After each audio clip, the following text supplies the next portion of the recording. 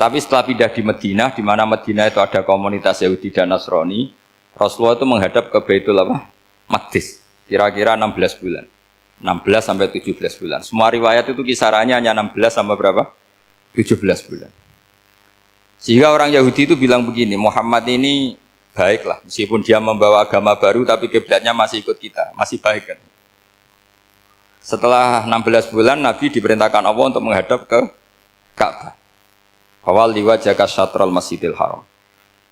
Maka orang Yahudi itu berontak. Berontaknya adalah kiblat mereka ditinggalkan. Cara berpikir orang Yahudi itu kiblat mereka ditinggal. Sehingga mereka bilang mawallahum an qiblatihim allati kanu 'alaiha. Apa yang menjadikan umat Islam berpaling dari kiblat Baitul Maqdis. Kemudian mereka provokatif betul. Ini perlu diperjelas. Provokatif. Bilang begini. Inna Muhammadan tahayyara fi din. Muhammad ini bingung dalam beragama. Sehingga habis ngomong A ngomong B, habis kiblat Ka'bah, kiblat Baitul Maqdis. Sehingga dalam banyak tarikh disebutkan peristiwa kiblat itu terbanyak melahirkan orang murtad, orang yang keluar dari Islam gara-gara provokasi orang Yahudi. Muhammad tahayyara fi din. Muhammad itu bingung dalam menentukan pilihan apa? Beragama. Kemudian walhasil singkat cerita akhirnya Nabi itu madhep Ka'bah. Apa yang terjadi mukjizat itu adalah bahwa agama ini agama yang mewakili semua agama sebelumnya yang masih orisinil. Yaitu Nabi akhirnya berargumentasi Ka'bah adalah kiblat yang asli, yang lebih tua. Terus mereka tanya, buktinya apa? Dijawab oleh Quran, fihi ayatum bayyinatum maqamu apa? Ibrahim.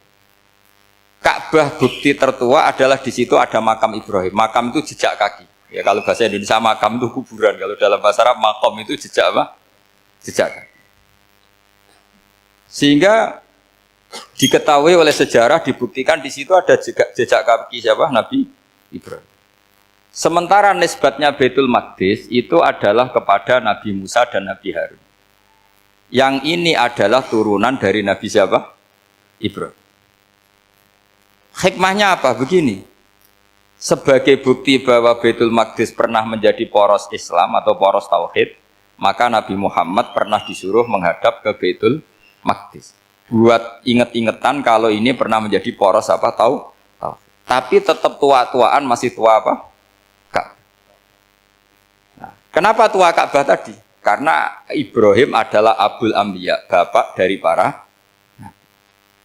Dan di situ ada jejak kakinya. Fihi ayatum bayyinatum maqam Ibrahim. Bukti itu belum cukup. Dibuktikan lagi bahwa Ismail kecil itu hidupnya di Ka'bah. Kita tahu sa'i bainas Shafa wal Marwah adalah karena Siti Hajar sedang mencari apa? Air. Jadi ada bukti sekian, bukti empirik bahwa Ibrahim itu kiblatnya itu Ka'bah, bukan Baitul. Sehingga ada kata-kata fihi ayatum bayyinatum maqamu Ibrahim. Nah, tanpa ngerti asbabun nuzul, kamu akan mengartikan fa'ina ma tuwallu fasamma wajhu itu salah. Karena di situ kamu menghadap mana saja, maka di situ ada ridhonya Allah. Maka para ulama memberi catatan, maksudnya begini, kamu menghadap kemana saja, asal itu yang diperintahkan Allah, maka di situ ada ridhonya. Harus seperti itu maknanya, disesuaikan dengan konteks asbabin nuzul. Tanpa seperti itu tidak bisa.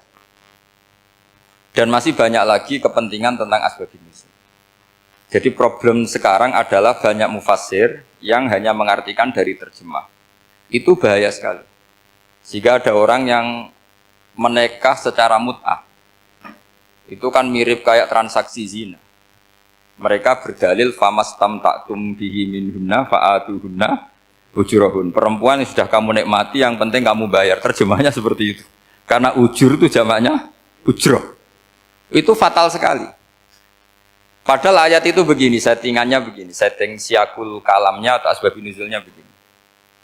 Ini sekaligus, memang saya sengaja ngaji dengan tema yang berat, bentuk penghormatan pada yang ngaji. Kalau temanya ringan kan kayak TPG.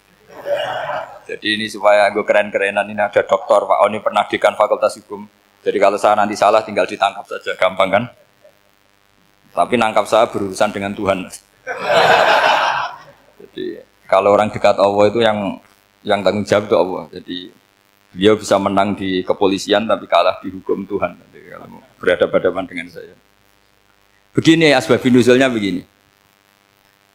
Wal muhsanatu minan nisa yang awal juz 5 itu ya kita santai aja. Yang awal juz 5 itu sebetulnya maktuf diatafkan pada ayat hurrimat alaikum ummahatukum wa banatukum wa akhwatukum wa ammatukum wa kholatukum wa banatul akhi wa banatul ukhti. Jadi perempuan yang haram dinikah itu ada 7.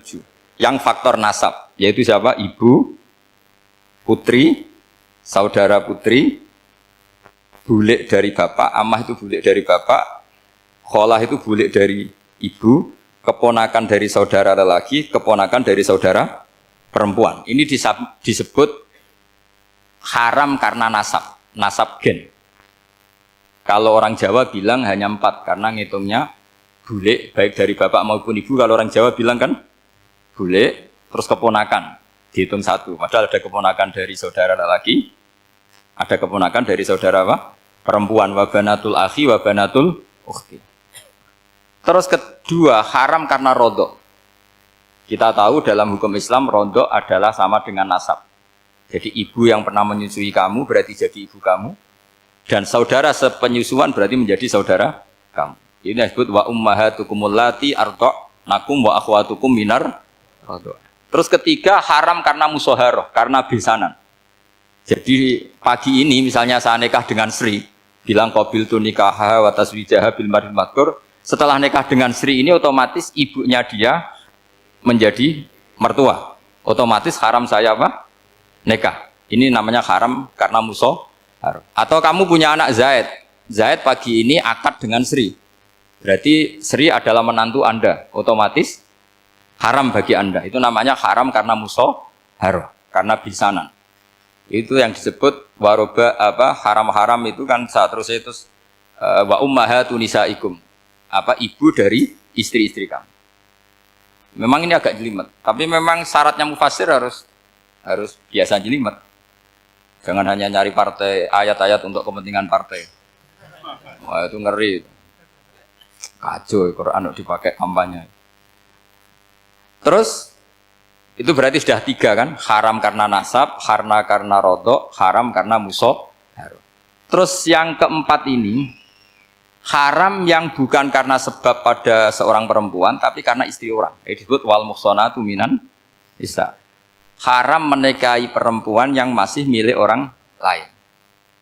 Nah, orang lain yang menikahi ini, istilahnya Allah adalah lelaki yang menikahi perempuan ini adalah lelaki sing muhsinina ghairu musafihin, secara nikah yang sah. Nah, nikah yang sah itu begini dalam hukum fikih Islam. Saya nikah dengan Sri, kalau hanya akad, itu saya wajib bayar mahar hanya separuh. Jadi kalau saya janji bayar 1 miliar, berarti wajib bayar berapa? 500 juta. Kalau janjinya 100 juta, hanya bayar 50 juta. Itu yang wajib bil akdi. Nanti wajib sepenuhnya nunggu bil jima. Kalau sudah hubungan intim baru wajib 100%.